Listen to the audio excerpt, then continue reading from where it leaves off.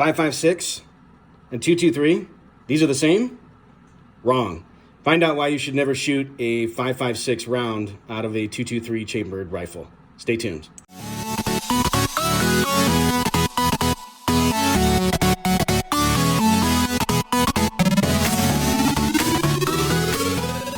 What's up, everybody, and welcome back to the channel. VP Tactical here. Appreciate you always stopping by and watching my content. Definitely hit that like and subscribe button if you like my videos, and also that little bell so you know the newest material comes out.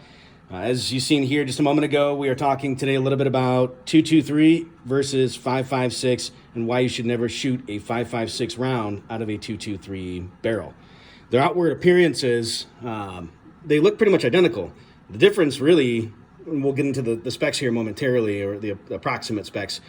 The 5.56 round NATO, this was made for the military. So they're always trying to squeeze that little bit of extra performance out of a cartridge or out of a round for, you know, special operations, whatever it might be, etc. 2.23 round civilian market.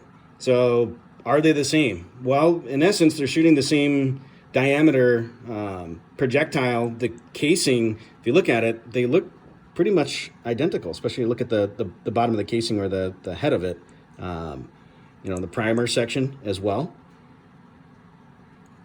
But if you'll notice, a very big difference on these is that the throat, some folks might call it a neck, but the throat is slightly longer, actually 0.125 inches longer to be exact.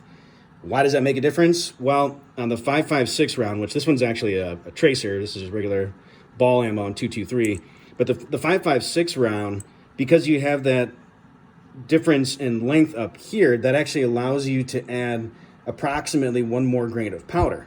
Well, when you have more gunpowder, you're going to have what? A bigger bang, more pressure, etc. All of that stuff comes into play. And so, generally speaking, as an approximation, a 2.23 round is going to be somewhere in the neighborhood of around 55,000 psi, so the pressure inside of the barrel, whereas the NATO cartridge will be somewhere in the neighborhood of around 58,000. So that's a bit of a difference in of itself. You say, well, 3,000 is not that big of a deal. Well, because the longer throat, if you were to try and shoot this out of a 2.23 chambered rifle, you're actually going to increase that pressure due to the tighter tolerances, upwards of 65,000 psi, which is almost 10,000 plus or minus psi higher than what the 223 is actually supposed to be functioning at. And so that's definitely not safe. You can cause the primers to blow out. You can cause damage to the operator, the rifle. I mean, you could literally blow your rifle apart. So it's definitely not advisable at all to shoot a 5.56 round out of a 2.23 chambered rifle. So very critical that, just like anything else, we're paying attention to our rifles, whether it's hunting, sports shooting, etc., that we're not shooting 5.56 rounds out of a 2.23 chambered rifle.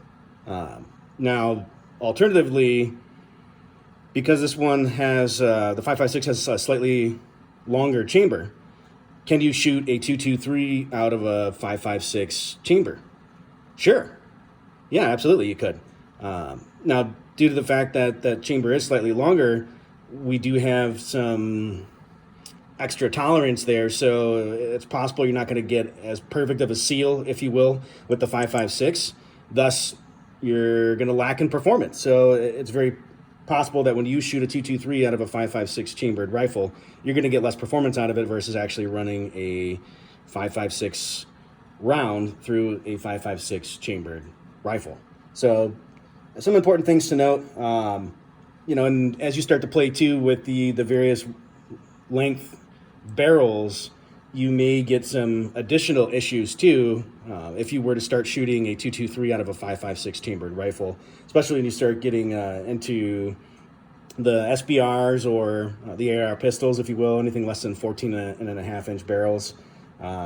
You'll notice some potential issues with it not cycling properly. That's always a possibility. Not saying that'll happen in every case, but that's a very good possibility that you may get some short cycles or it not cycling the bolt at all. There's just weird things that could happen, again, due to the decrease in pressure versus the stronger 5.56 NATO round. So Hopefully this video was at least informative to you. Definitely hit that like and subscribe button.